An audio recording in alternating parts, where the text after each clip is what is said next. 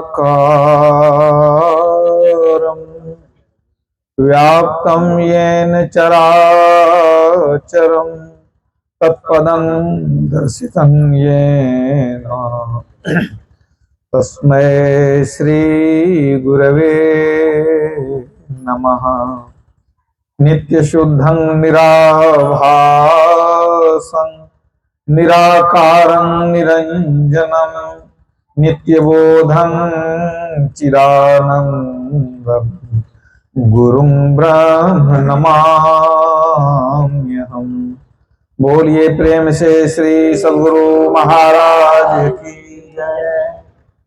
परमाराध्य गुरुदेव के पावन श्री चरणों में कोटिशः नमन।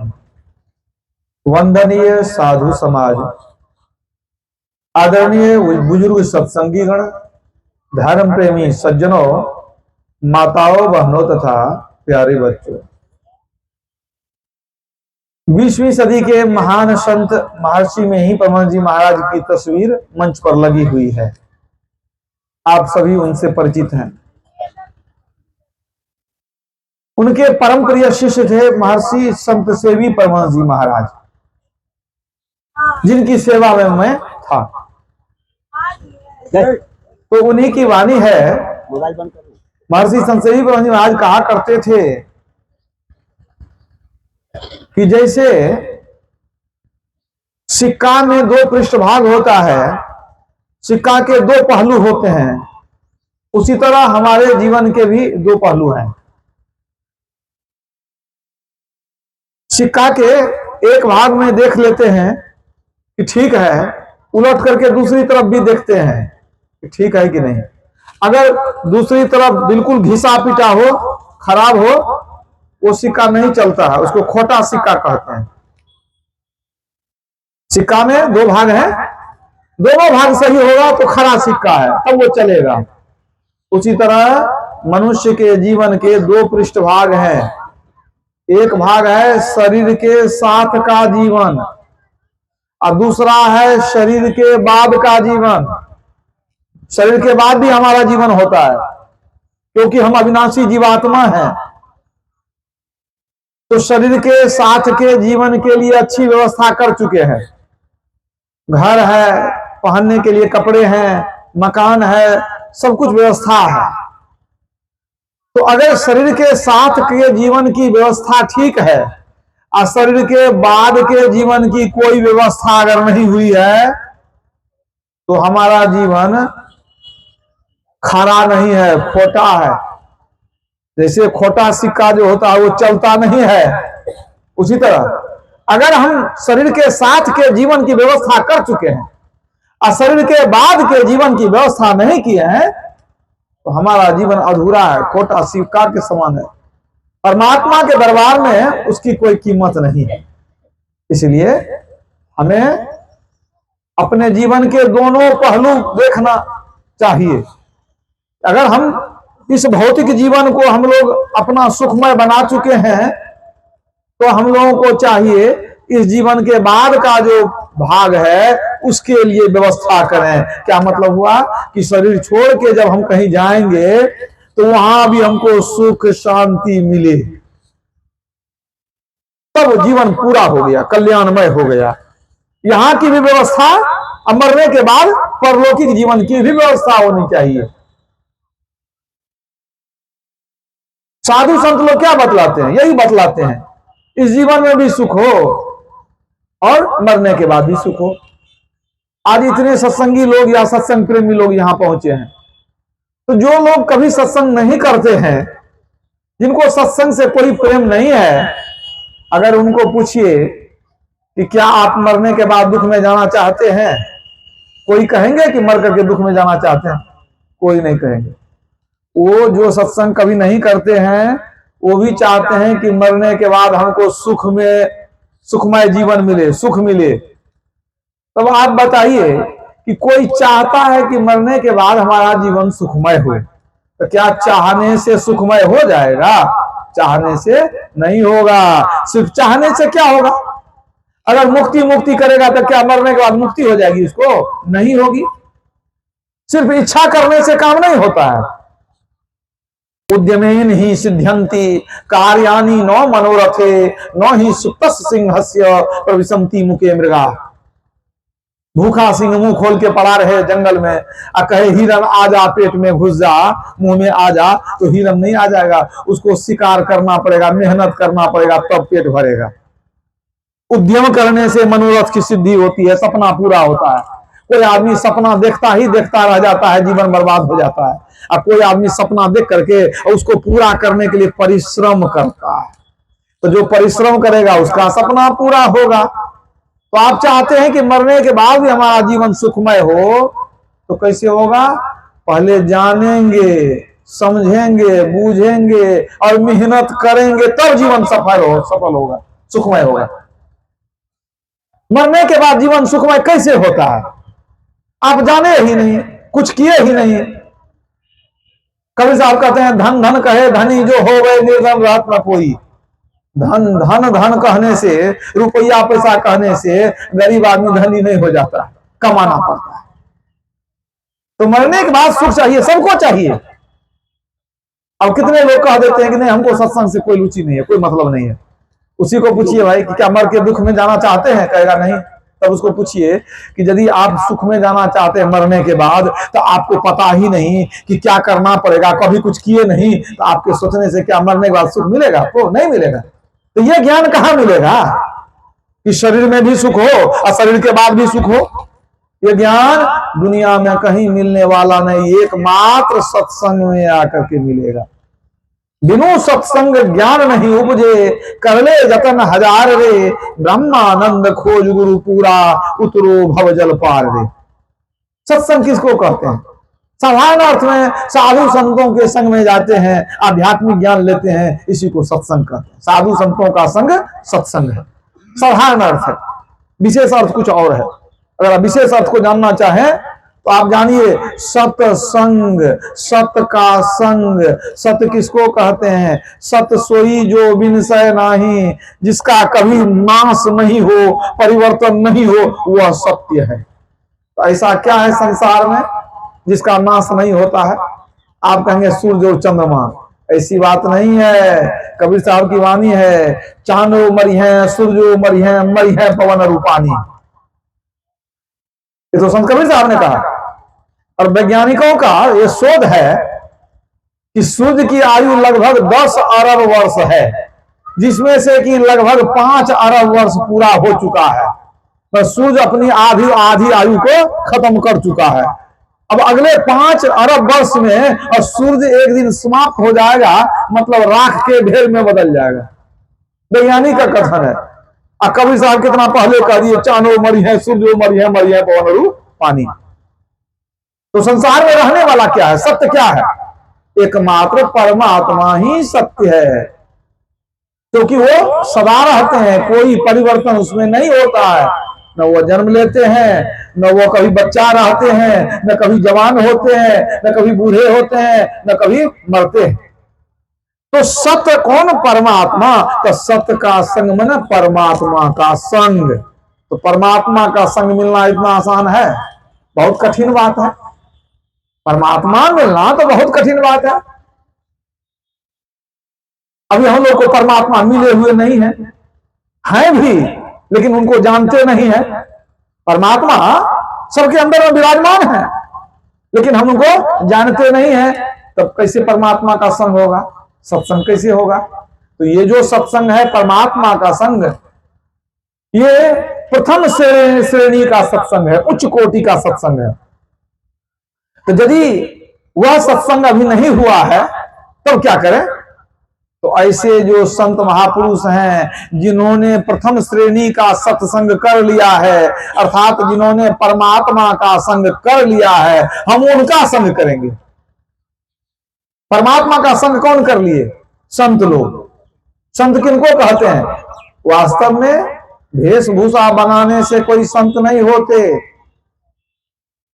संत भेष से होत नहीं कथे बहु ज्ञान, न मठ के अधिपति बने, न तीर्थ किए स्नान। जटा बहाने से, भस्म लगाने से कोई संत नहीं हो जाते।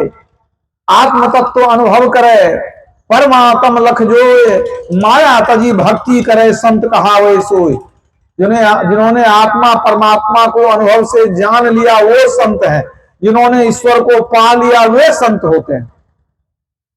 पूज्यपाद संत सेवी प्रभु महाराज कहा करते थे कि उपनिषद का वाक्य जिस पर चरितार्थ हो जाए वह संत है। वह कौन सा वाक्य है? विद्यते हृदय ग्रंथि छिद्यन्ते सर्व संशयाः क्षीयन्ते चास्य कर्माणि तस्मिन् दृष्टे परावरे। अर्थात उस परे से परे परमात्मा को देख लेने पर हृदय की गांठ गिरह खुल जाती है, सारे संशय मिट जाते हैं, सारे कर्म फल नष्ट हो जाते हैं। परे से परे परमात्मा को देख लेने पर हृदय की ग्रंथि जड़ चेतन की गांठ खुल जाती है, सारे संशय मिट जाते हैं, सारे पाप जल जाते हैं। तो जो उस अवस्था में चले गए वो संत होते हैं, माने जिन्होंने परमात्मा साक्षात्कार कर लिया। ऐसे जो संत हैं अगर वो आपको मिल जाएं तो समझिए ये दूसरे दर्जे का सत्संग है, क्योंकि परमात्मा को पा करके वो परमात्मा स्वरूप हो गए। तुलसीदास जी ने क्या लिखा है? वाल्मीकि जी के मुखारबिंद से ये वाणी निकली है, सोही जान ही जही देहु जनाई, अजानत तुम ही होई जाई। हे प्रभु परमात्मा राम, जो आपको जान गया वो परमात्मा हो गया। ईश्वर को जानने वाला ईश्वर हो जाता है। वेद में भी कहा गया है ब्रह्म व्यक्ता ब्रह्म एव भवति, जो ब्रह्म को जान लिया वो स्वयं ब्रह्म बन जाता है। तो संत लोग ऐसे ही होते हैं, वे ईश्वर को प्राप्त करके तद्रूप हो जाते हैं। तो जब तक ईश्वर का दर्शन नहीं हुआ है तब तक अगर सच्चे संत मिल जाएं और उनका संग हम करेंगे तो यह भी सत्संग है, ये दूसरे दर्जे का सत्संग है। लेकिन याद रखिए सच्चे संत का मिलना भी आसान बात नहीं है। ऐसे संत जिन्होंने ईश्वर को पा लिया है, ऐसे संतों का दर्शन भी बड़ा कठिन है। पुण्य पुंज बिनु मिलहि न संता, सतसंगति संस्कृति कर अंता। बहुत पुण्य जमा होता है तब ऐसे सच्चे संत मिलते हैं, बहुत पुण्य, साधारण बात नहीं है। गुरु महाराज कुपाहाट के गुफा में ध्यान किए, आत्मज्ञान प्राप्त किए, बहुत वर्षों तक कुपाहाट में ही रहे। लेकिन क्या भागलपुर में इतने लोग हैं सब कोई गुरु महाराज का दर्शन किए थे? नहीं किए थे। बड़े बड़े पुराने बूढ़े लोगों को पूछिए, कितने लोग कभी दर्शन करने नहीं गए? क्यों? उनका पुण्य ही नहीं था, कैसे दर्शन हो जाएगा? मैंने एक व्यक्ति को पूछा था, कोई बूढ़े व्यक्ति मिल गए थे हमको कहीं ट्रेन में या कहीं, उन्होंने कहा हाँ हमारा भी घर भागलपुर ही है। पूछे कौन मोहल्ला, बता दिया। हम कहता तो पुराने आदमी है तो गुरु महाराज का दर्शन तो हुआ होगा। कहा नहीं, कभी नहीं गए दर्शन करने। कितने ऐसे लोग हैं, एक दो चार नहीं है। आपको दर्शन हुआ है तो समझिए बड़े भाग्यशाली हैं आप। मुझे भी दर्शन हुआ है गुरु महाराज का, बहुत दर्शन हुआ, बहुत सत्संग मैंने सुना है, साधारण बात नहीं है। इसी बात को पूज्यपाद संत सेवी प्रभु आज एक दिन कहने की कृपा किए। कहते हैं कि कीचड़ में कमल होता है, कितना भी पानी हो जाए कमल फूल ऊपर उठते जाता है, डूबता नहीं। और जब कमल फूल खिल जाता है, उसकी जब सुगंधी निकलती है तो दूर दूर से भंवरे तितलियां आ करके और उसकी सुगंधी लेते हैं, उसके पराग को ग्रहण करते हैं, दूर दूर से आते हैं भंवरे और तितलियां। लेकिन उसी कमल फूल के जड़ में, कीचड़ में जो मेढक बैठा हुआ है, उसको कोई फर्क नहीं पड़ता कमल खिला कि नहीं, सुगंधी निकली कि नहीं निकली, कोई मतलब नहीं। उसका काम है कीचड़ में लोट पोट करना और टर टर करते रहना, कमल फूल से कोई काम नहीं है उसका। पूज्यपाद ने कहने कृपा की थी। वे कहते हैं ठीक इसी तरह से ये मायागंज के जंगल में, जंगल ही था वहां पर ना, गुरु महाराज ने घोर तपस्या की। तपस्या की सुगंधी जब फैली, जब उनको आत्मज्ञान प्राप्त हुआ, जब तपस्या की सुगंधी उनकी फैली तो देश क्या विदेश से लोग आने लगे वहां Norway, Sweden, America, Japan, England, कहां कहां से लोग आकर के और उनके ज्ञान रूपी पराग को ग्रहण करते थे, उनके तपस्या रूपी सुगंध को ग्रहण करते थे और आकर के और जाते थे अपना इस ज्ञान को लेकर के। ठीक है, दूर दूर से लोग आकर के उनके ज्ञान को लेते थे, लेकिन यही मायागंज के लोग नहीं जाते थे गुरु महाराज के पास। वो मेढक के तरह अपना टर टर करते थे, समझ रहे कि नहीं। वे लोग गुरु महाराज से बैर रखते थे। गुरु महाराज को जब जमीन मिल गया, वो जमींदार की तरफ से जमीन मिल गई, वहां कुपाहाट की रजिस्ट्री हो गई, तब गुरु महाराज सोचे कि इसको घेराव करा देंगे। तो वहीं मायागंज के लोग सब आकर के झगड़ा करते थे, दुश्मनी करते थे कि घेर लीजिएगा तो नहाने कैसे जाएंगे हम, ये रास्ता है हम लोग का, ये हम लोग का रास्ता है, ये सब हम लोगों ने देखा है। बाउंड्री में करने देते थे, घेराव में करने देते थे, मनमानी करते थे, आकर के वहां खाते पीते थे लोग, मतलब बहुत बैर करते थे, दुश्मनी करते थे। तो ठीक ही उन्होंने कहा कि कमल फूल की सुगंधी कोई लेकर के जा रहा है और कोई उसके कीचड़ में टर्न टर्न कर रहा है, उसको पता ही नहीं है। अरे पुण्य रहेगा तो गुरु महाराज के शरण में आएंगे। दूर दूर से लोग आकर के ज्ञान लेके कहां से कहां चले गए, उद्धार हो गया। लेकिन जो संत की निंदा करने वाला है वो आवागमन के चक्र में घूमता रह गया। संत शरण जो जन पड़ा सो जन उभयन हार, और संत की निंदा नानका बहुरी बहुरी अवतार। तो संतों का दर्शन आसान बात नहीं है। जब तक पुण्य नहीं रहेगा संत के शरण में आप नहीं जा सकेंगे। यदि सच्चे संत न मिले तब सत्संग कैसे होगा। प्रथम श्रेणी का सत्संग परमात्मा का संग, जो सबको मिलना असंभव है। दूसरी श्रेणी का सत्संग सच्चे संत का संग। और यदि सच्चे संत भी न मिले तब क्या करें, तब हम लोगों को चाहिए कि संतों की वाणी को श्रवण करें, किसी विद्वान लोगों के मुखारविंद से या साहित्य के द्वारा संत वाणियों का हम लोग अध्ययन करें, मनन करें, उसको श्रवण करें, उसको जीवन में उतारें। यह है तीसरे दर्जे का सत्संग। जैसे अभी सत्संग हो रहा है, अब यहां कोई सच्चे संत हो तो मुझे नहीं पता, कम से कम मैं सच्चे संत नहीं हूं। ठीक है, अब सवाल है कि ये कौन सा सत्संग है। ये तीसरे दर्जे का सत्संग है। इस सत्संग को करते करते करते बहुत पुण्य जमा होगा, और जब पुण्य जमा हो जाएगा तब पुण्य पुंज बिनु मिल ही न संता। और जब पुण्य जमा हो जाएगा तब मिल ही संता। यदि बहुत पुण्य जमा होगा तो सच्चे संत मिल जाएंगे। तब आप तीसरे दर्जे का सत्संग अभी कर रहे हैं, इससे ऊपर उठ करके दूसरे दर्जे का सत्संग करेंगे, संत के शरण में जाएंगे। और जब संत के शरण में चले गए तो वो एक दिन आपको परमात्मा से मिला देंगे, तब प्रथम श्रेणी का सत्संग हो जाएगा। तीनों प्रकार का सत्संग हो जाएगा, आपका जीवन पूर्ण हो गया।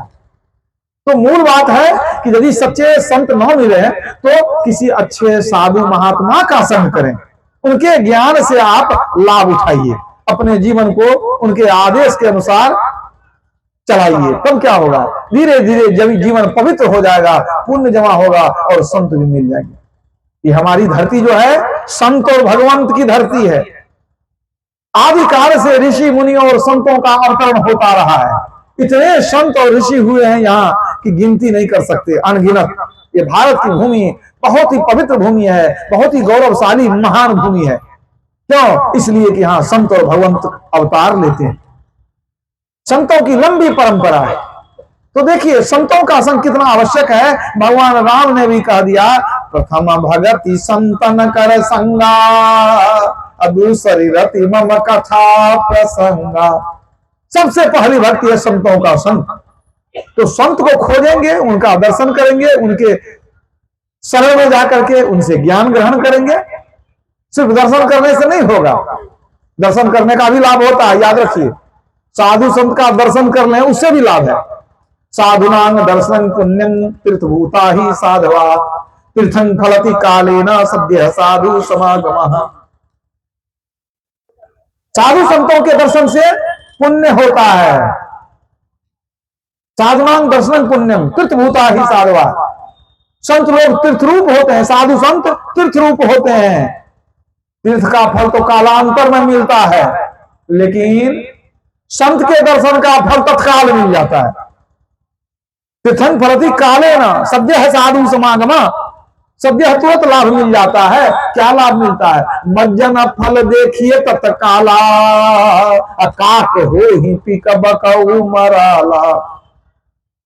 सत्संग का तत्काल फल होता है। कौआ कोयल हो जाता है, बगुला हंस हो जाता है। मतलब कौआ जो कोयल हो जाता है, मतलब वो जो कर्कश बोलता है वो कोयल की तरह मधुर बोलने लगता है। अब बगुला हंस हो जाता है, मतलब ये हुआ कि बगुला मांसाहारी है, वो शाकाहारी हो जाता है, वो हंस बन जाता है। संतों के दर्शन से पाप टलते हैं। सरदा तपनिसी शशि अपहरई, असंत दरस जिमी पाप कटरई। शरद ऋतु में चंद्रमा जो है रात्रि के समय वो उष्मा का अवशोषण कर लेता है, मौसम को शीतल बना देता है। तो शरद ऋतु में जैसे चंद्रमा उष्मा को शोषित कर लेता है, इसी तरह संत दर्श जिमी पाप कटरई, संतों के दर्शन से पाप टल जाते हैं। अब एक बात को समझिए, पाप टल जाते हैं का क्या मतलब हुआ? संत के शरण में गए तो पाप टल गया, और जब फिर संत के दर्शन से हट गए तब क्या होगा? वो टला है, खत्म नहीं हुआ, फिर आ जाएगा। पाप नष्ट नहीं हुआ संत के दर्शन से। ये नहीं कि संत का दर्शन हुआ तो पाप सब समाप्त हो गया, सो नहीं, टल जाता है। कहीं तालाब में मान लीजिए जलकुंभी पूरी भर गई है, पानी दिखाई नहीं पड़ता है, खेत है कि पानी है कि कीचड़ है।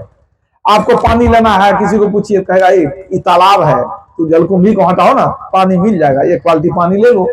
आप थोड़ा सा जलकुंभी को हटा लीजिए, बाल्टी से पानी निकाल के लेके चले जाइए। आप सोच जाइए या कुछ करने जाइए, आप कुछ देर में आइएगा, देखिएगा जलकुंभी फिर भर दिया, नहीं भर दिया। तो देखिए, आप तो जलकुंभी को हटा दिए थे, पानी तो आप ले लिए थे, लेकिन जलकुंभी नष्ट नहीं हुई थी। वो जलकुंभी जो है वो टल गई थी तो फिर आ गई अपने जगह पर, है ना। कुछ समय के बाद आए तो फिर जलकुंभी वही है। इसी तरह संतों के दर्शन से पाप टलते हैं, पाप नष्ट नहीं हो जाते हैं। ऐसा नहीं कि दर्शन कर लिए पाप समाप्त हो गया, सो नहीं, चलेगा। तब आपके मन में होगा तो कोई पूरा लाभ नहीं हुआ, तो पाप टला लेकिन खत्म तो हुआ नहीं, तो क्या करना चाहिए? अब इसका उपाय तुलसीदास जी बताते हैं। जब द्रवहि दीन दयाल राघव साधु संगति पाइए, जेहि दरस परस समागमादिक पाप राशि नसाइए। यहाँ नसाइए शब्द का प्रयोग किया गया, यहाँ टरई नहीं, नसाई हो गया, नाश हो गया। तो क्या सब करना पड़ा? क्या कहते हैं तुलसीदास जी? जब द्रवहि दीन दयाल राघव साधु संगति पाइए। जब परमात्मा की विशेष कृपा होती है, परमात्मा दया करते हैं, तब सच्चे साधु मिलते हैं, संत मिलते हैं। और जब साधु संत मिल गए तब क्या करेंगे? जेहि दरस परस समागम आदिक। चार बात है, सिर्फ दर्शन नहीं है यहाँ, ध्यान दीजिए। एक बार तो दर्शन करके आए तो पाप टल गया, खत्म नहीं हुआ, लेकिन आगे में कुछ करना पड़ेगा। दरस परस समागम आदिक।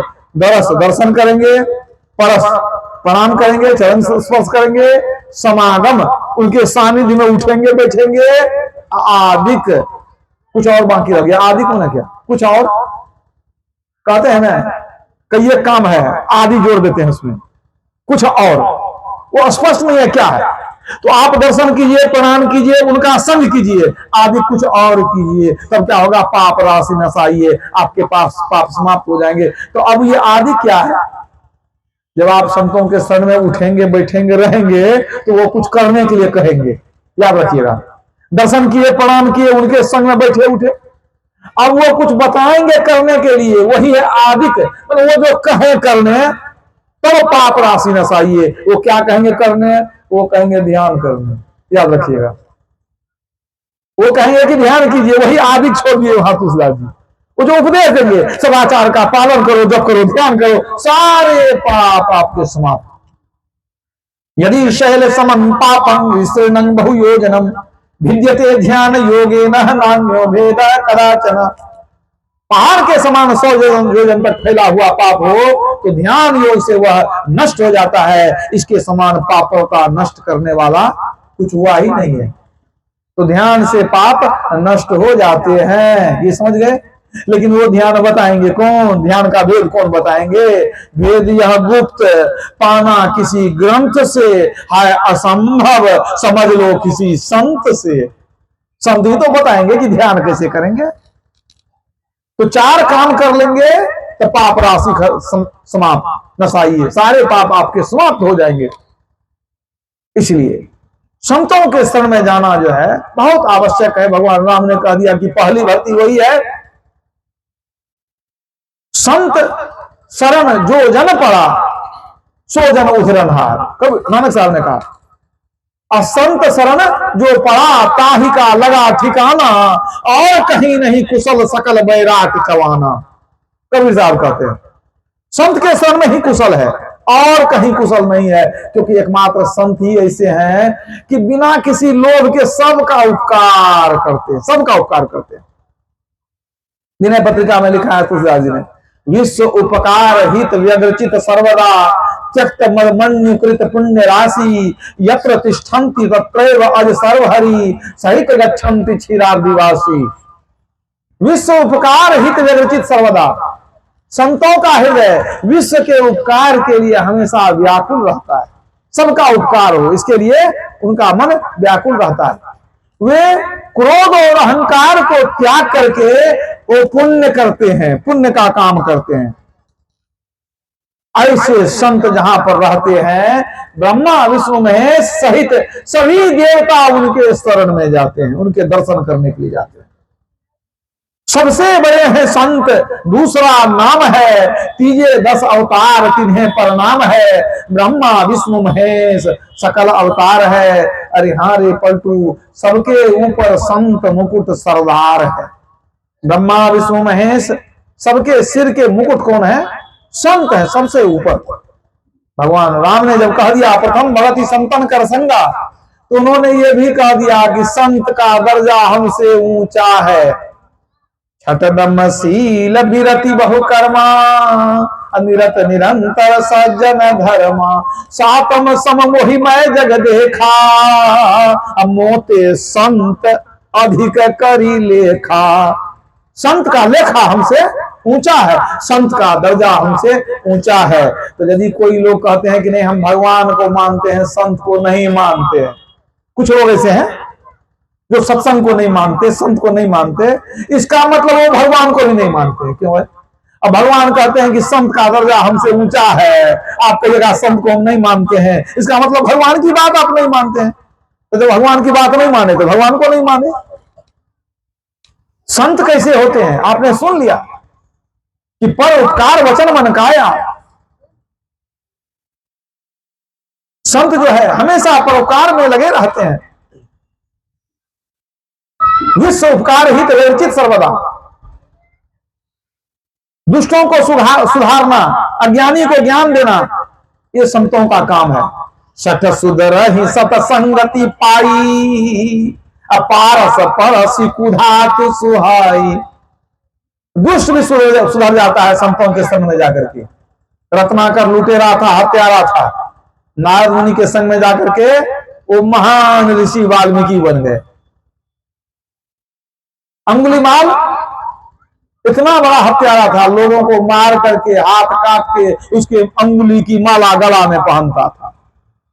इतना बड़ा महान भयंकर अपराधी भगवान बुद्ध के शरण में चला गया, भगवान बुद्ध से भेंट हो गई, उनकी कृपा हो गई, सुधर गया, वो बहुत भिक्षु बन गया, महात्मा बन गया। ये है संतों की कृपा।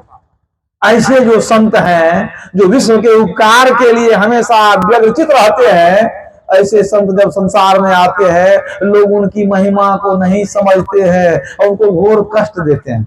जबकि संत किसी को कष्ट नहीं देते, प्राणी मात्र में किसी को कष्ट वो नहीं देते, लेकिन दुनिया के लोग संत को बहुत सताते हैं। आपको शायद मालूम हो कि संतों ने कितना कितना कष्ट उठाया है। याद कीजिए पलटू साहब को जीते जी आग में झोंक दिया गया, मीराबाई को जहर का प्याला पिला दिया गया, ईसा मसीह को हाथ पैर में कील ठोक करके लटका दिया, उनकी मौत हो गई। समझ लीजिए शम्स तबरेज एक संत थे, उनके शरीर से उनका खाल खींच लिया गया जीते जी। संत मंसूर हल्लाज, उनका जीभ काट लिया, हाथ पैर और सिर काट दिया। गुरु तेग बहादुर जी महाराज, सिर कलम कर दिया गया।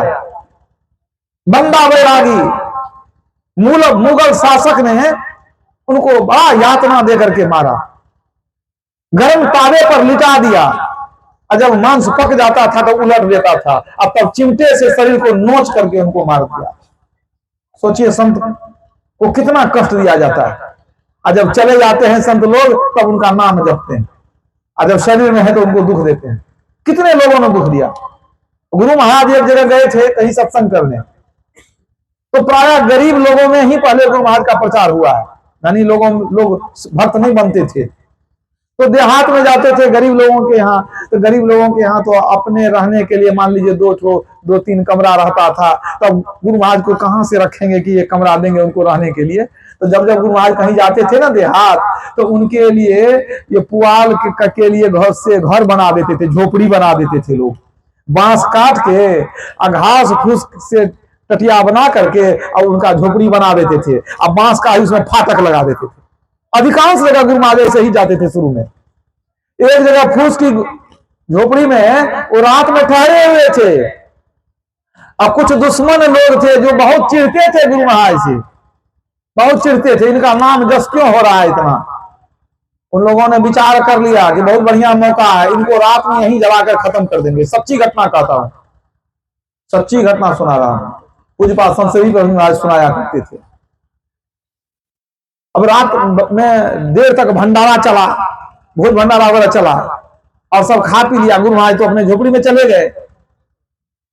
अब देखिए दुश्मन लोग क्या किया, रात में झोपड़ी में आग लगा दिया, और इतना ही नहीं तलवार लेकर के फाटक के सामने खड़ा हो गया कि अगर ये निकलेंगे, अगर आग से बचने के लिए कहीं काट देंगे। सोचिए कितना कितनी बड़ी दुश्मनी निभा रहा है।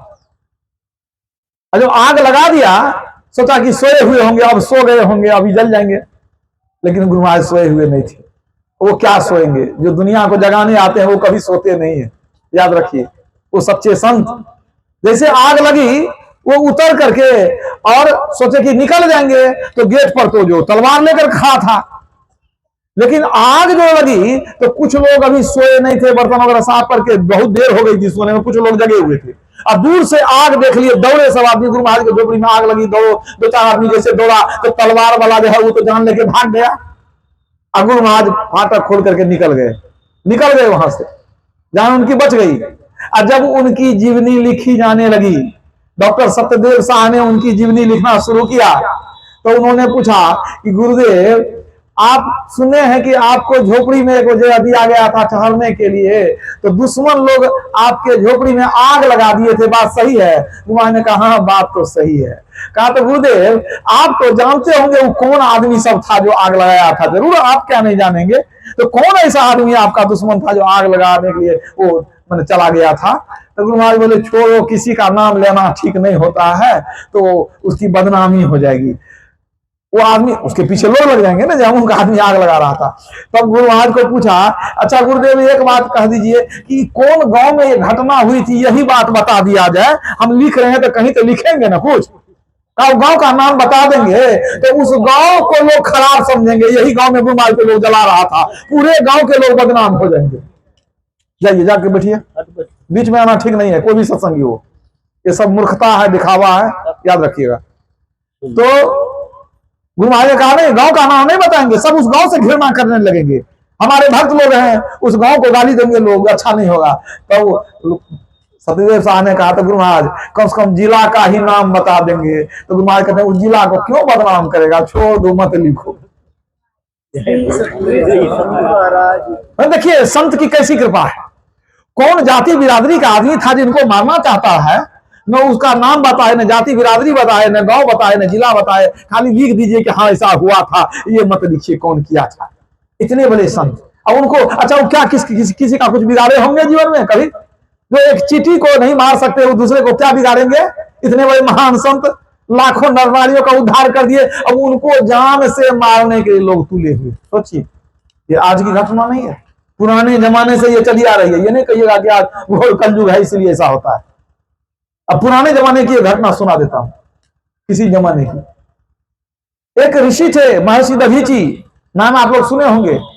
महाज्ञानी थे, वेद के ज्ञाता, एकदम सरल, सदाचारी, निरहंकारी, परोपकारी विद्वान संत थे वो। उनके मन में हुआ कि लोक के कल्याण के लिए हम तपस्या करें, कि जीव का कल्याण हो, इसके लिए लोग कल्याण की भावना से वो तपस्या करने बैठे। ऐसी तपस्या किए कि उनके तपस्या के आलोक से तीनों लोक प्रकाशित हो गया, मतलब सबको ज्ञात हो गया। इतनी कठिन तपस्या किसी ने नहीं की। अब देखिए, तीनों लोग उनके माने तप से जो आलोकित है, लेकिन इंद्र भगवान का तेज समाप्त हो गया। उनको जब पता चला कि इतना घनघोर तपस्या कर रहे हैं, उनके मन में हो गया कि हो न हो ये दधीची ऋषि कहीं इंद्रासन अगर मांग ले, अगर तपस्या करके, तब तो हम बेघर हो जाएंगे। अब उनको डर लगा हुआ अपनी कुर्सी का। बताइए कि कहीं इंद्रासन मांगने तो इतनी तपस्या में इंद्रासन भी मिल सकता है, तब तो हमको हटना पड़ जाएगा।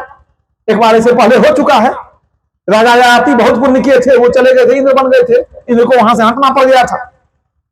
तो इंद्र भगवान के मन में हुआ कि नहीं, इसके तपस्या को किसी तरह से भंग खा देना चाहिए, विघ्न हो जाए, तपस्या टूट जाएगी।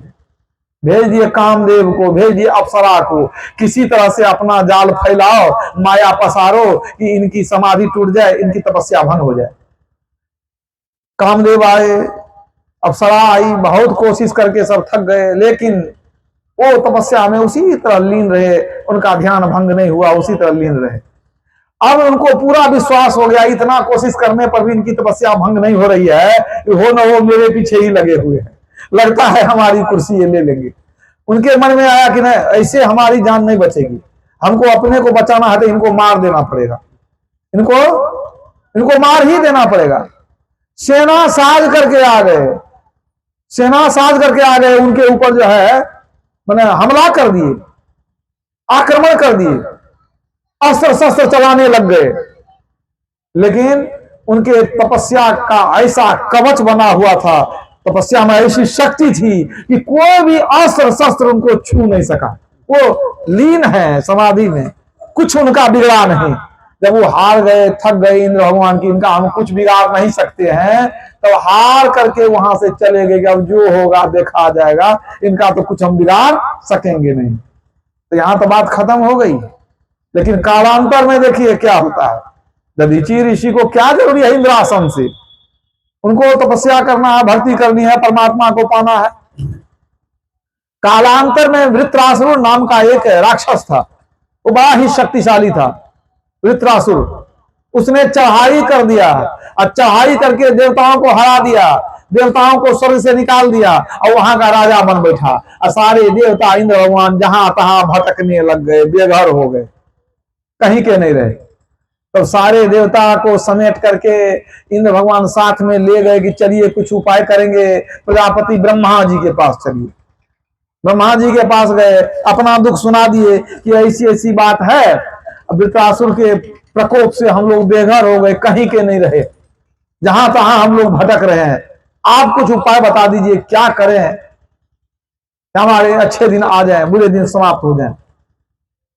प्रजापति ब्रह्मा जी ने कहा एक उपाय है। एक बहुत बड़े तपस्वी हैं, बहुत बड़े उच्च कोटि के साधक हैं, उनकी हड्डी से अगर वज्र बन जाए तभी वृत्रासुर मरेगा, नहीं तो किसी देवता के पास कहीं कोई अस्त्र शस्त्र नहीं है जिससे वो मरे, कोई मार ही नहीं सकेगा उसको। एक तपस्वी के अस्थियों से, हड्डी से ही वो वज्र बनेगा। कहा तो बता दीजिए ना कौन ऐसे तपस्वी हैं तो उनसे मांगेंगे हम जाकर के। इंद्र भगवान ने कहा, ब्रह्मा जी ने कहा उनका नाम है दधीची ऋषि। और जब ही जो सुने तो इनका माथा ठनक गया। अभी सोचने लगे हे भगवान, उनको जान मारने के लिए हम क्या क्या नहीं किए, उनको कष्ट देने के लिए हम क्या क्या नहीं किए। पहले तो अप्सरा को भेजे, कामदेव को भेजे, और उसके बाद हम कितना अस्त्र शस्त्र चलाए। अब इनके मन में संदेह हो गया ना, वो हमको हड्डी क्यों देने वाले हैं, क्यों देंगे।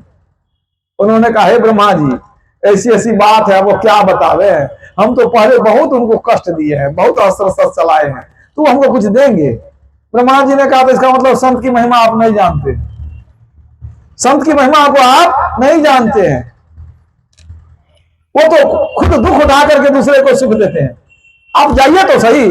अब इनके मन में हो कौन लाज से कैसे जाएंगे, वो लज्जित थे कि कैसे मांगने जाएंगे उनसे। लेकिन जब कोई उपाय था नहीं तो ब्रह्मा जी के सलाह पर इंद्र भगवान गए, जाकर के दधीचि ऋषि के सामने दंडवत साष्टांग प्रणाम किए। दधीचि मुनि जब नेत्र खोले तो पूछते हैं कि हे देवेंद्र, कैसे आना हुआ, आपकी क्या सेवा करें। देखिए, जो आदमी इतना कष्ट दिया उनको कहते हैं कि कहिए आपकी क्या सेवा करें। ये बहुत लज्जित होकर के कहते हैं प्रभु, बोलने में तो नहीं बनता है, लेकिन तीनों लोगों के मंगल के लिए आपकी अस्थियां चाहिए, तभी कुछ उपाय होगा। कहा क्या हो गया।